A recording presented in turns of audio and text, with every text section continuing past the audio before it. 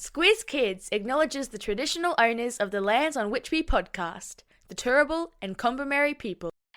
Squiz Kids! It's your daily news fix. Fun, free, fresh.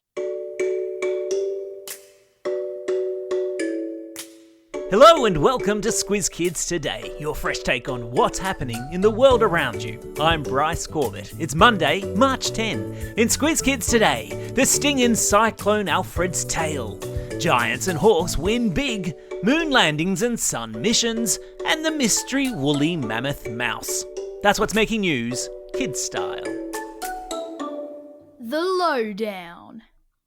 Roofs ripped from houses, trees torn from the ground, torrential rains that just won't let up, and more than 300,000 homes without power.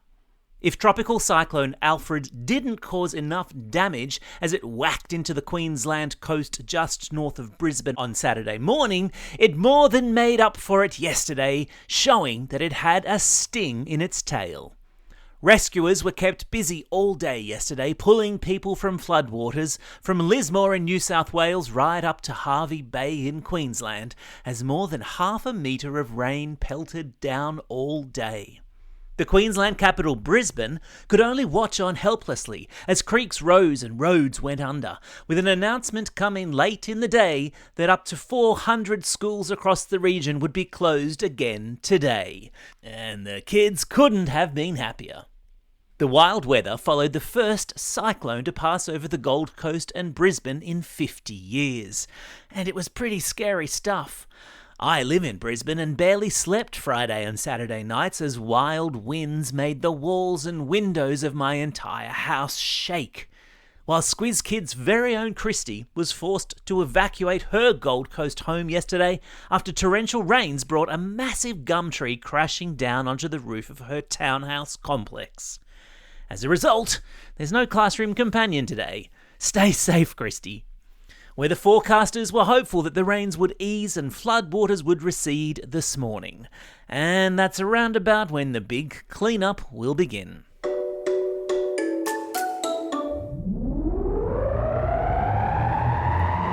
Spin the globe. Each day we give the world globe a spin and find a news story from wherever it stops. And today we've landed...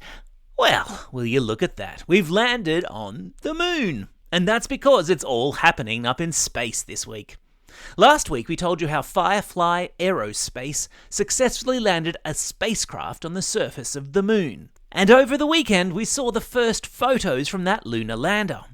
We also learned over the weekend that a second moon landing last week by a company called Intuitive Machines didn't quite go to plan, with news that their spacecraft landed on its side and won't be able to perform the experiments they had hoped for. Oh well, sometimes you just have to try and fail before you succeed. Meanwhile, NASA, the US space agency, yesterday had to abort 2 missions that were going to lift off from planet Earth. One was to send a probe deep into space to try to discover the origins of life as we know it. So, no small thing. And the other was to head towards the sun to study how it affects the solar system. It's just so busy up there above our heads.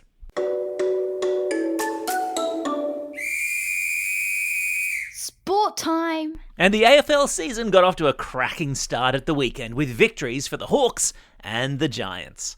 Hawthorn made easy work of last year's grand finalists, the Sydney Swans, beating the Swans at the Sydney Cricket Ground by a convincing 20 points on Friday night. It was then left to Sydney's other team, the GWS Giants, to smash the Collingwood Magpies in front of a home crowd, taking out the second game of round 1 by 104 points to 52. And a shout out to the Brisbane Broncos and Melbourne Storm, who both scored over 50 points in their first round victories in the NRL. How good is footy season?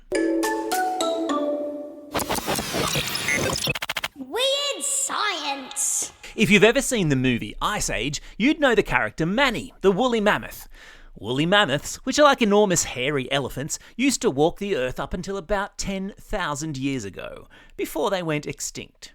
But now a group of scientists have taken what they say is the first step in bringing the woolly mammoth back to life. Using DNA collected from the frozen, fossilized remains of long-dead mammoths, scientists have bred a litter of tiny woolly mice. As you can see from the video I've linked to in today's episode notes, they're mice, but not as we know them. They have a distinctly shaggy coat. You might even say mammoth-like. Eventually, the scientists will mix mammoth DNA with elephant DNA to create a mammoth-elephant hybrid. Let's just hope it doesn't turn out like Jurassic Park. Time for the quiz. This is the part of the podcast where you get to test how well you've been listening. Question number 1. Approximately how many years ago did the woolly mammoth go extinct? That was a bit of a tricky one, wasn't it? Did you say 10,000 years? Well done you. Question number 2. What is the capital city of Queensland, currently being smashed by the aftermath of Cyclone Alfred? Yeah, that's right, of course, it's Brisbane. Question number 3. Which Sydney AFL team won their first round match at the weekend? Yep, take a bow, the GWS Giants.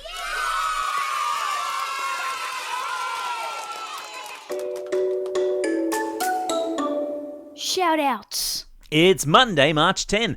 Grab your earplugs, people. It's International Bagpipe Day.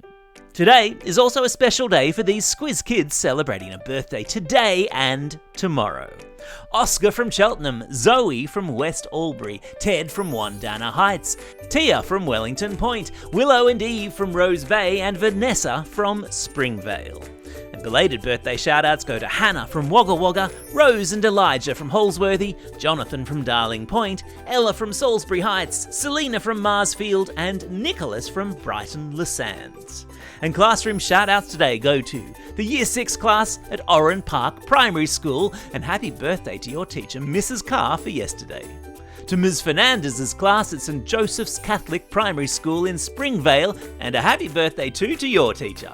To Class 6W with Miss Willens at Riverview State School, to Class 5M with Miss Jenkins at MacKillop Catholic College in Mount Peter, and finally to Years 5-6 Senior Elliots with Mrs. Ash at Avoca State School in Bundaberg. Don't forget, if you've got a birthday coming up and you want a shout out, or if you're after a classroom shout out, drop us a line at squizkids@thesquiz.com.au or fill out the form on our website. Well, that's all we have time for.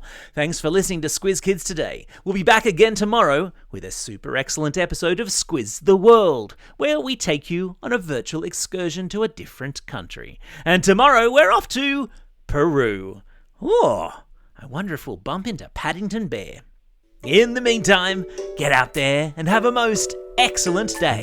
Over and out.